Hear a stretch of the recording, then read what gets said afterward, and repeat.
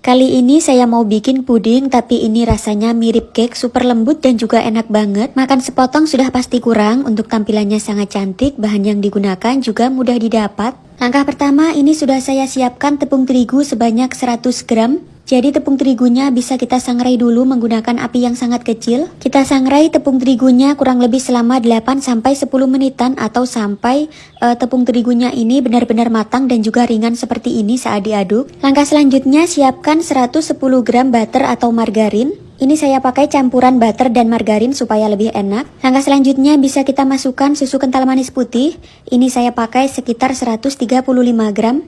Bahan berikutnya bisa kita masukkan gula pasir, ini saya pakai sekitar 7 sendok makan. Selanjutnya ketiga bahan ini bisa langsung kita mixer dulu. Jadi ini kita mixer sampai lembut dan juga sedikit mengembang. Nah kalau sudah seperti ini, selanjutnya matikan mixernya. Pecahkan 1 butir telur ukuran besar, kalau pakai yang ukuran kecil bisa pakai 2 butir. Supaya hasilnya wangi, beri sedikit vanila. Langkah selanjutnya bisa kita mixer kembali. Kita mixer cukup adonannya sampai tercampur merata dan juga sampai lembut. Masukkan tepung terigu yang sebelumnya sudah kita sangrai tadi. Langsung saja ini kita masukkan semuanya.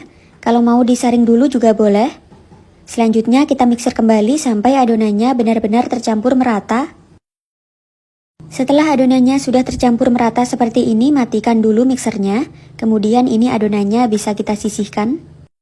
Siapkan pan, kemudian masukkan 1 bungkus santan instan. Kemudian bisa kita masukkan bubuk agar-agar bening atau yang tanpa rasa. Ini agar-agarnya saya pakai sekitar 1,5 bungkus. Kita aduk-aduk dulu semua bahan ini ya sampai sedikit tercampur. Nah kalau sudah bisa kita masukkan air.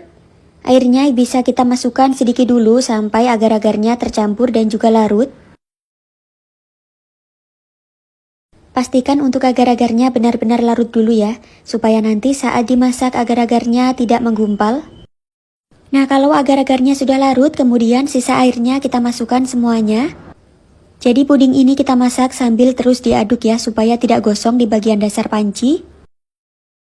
Kita masak pudingnya sampai benar-benar mendidih, jadi supaya pudingnya tidak mudah basi dan juga tidak mudah berair ya.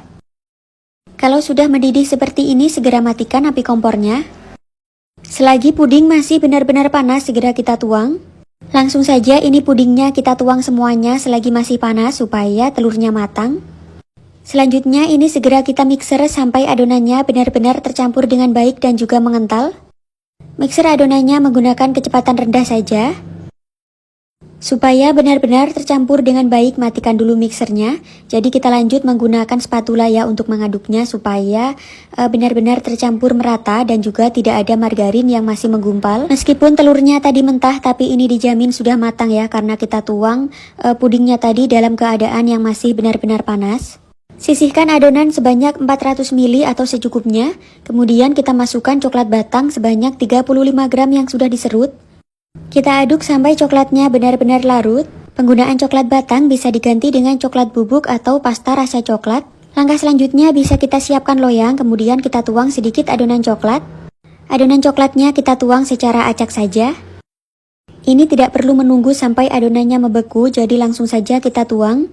Langsung saja adonannya tadi kita tuang semuanya secara perlahan seperti ini.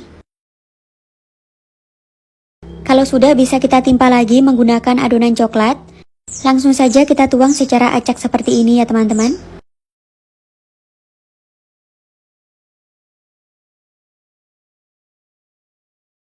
Bisa kita rapi-rapikan dulu bagian atasnya.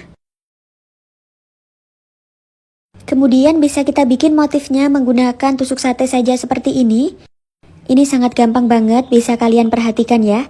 Selain caranya seperti ini, boleh kalian sesuaikan sendiri ya cara bikin motifnya. Selanjutnya bisa kita tunggu sampai pudingnya benar-benar membeku, bisa kita simpan ke dalam kulkas. Ini pudingnya sudah membeku, sudah saya keluarkan dari kulkas. Selanjutnya bisa kita tekan dulu bagian pinggirannya seperti ini supaya gampang dikeluarkan dari loyangnya.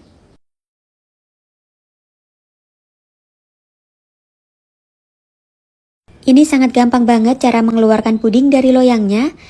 Selanjutnya pudingnya tinggal kita potong-potong. Jadi ini saya potong dulu menjadi 3 bagian.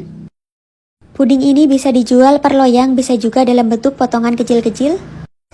Meskipun tadi menggunakan tambahan telur, tapi dijamin tidak ada bau telur sama sekali.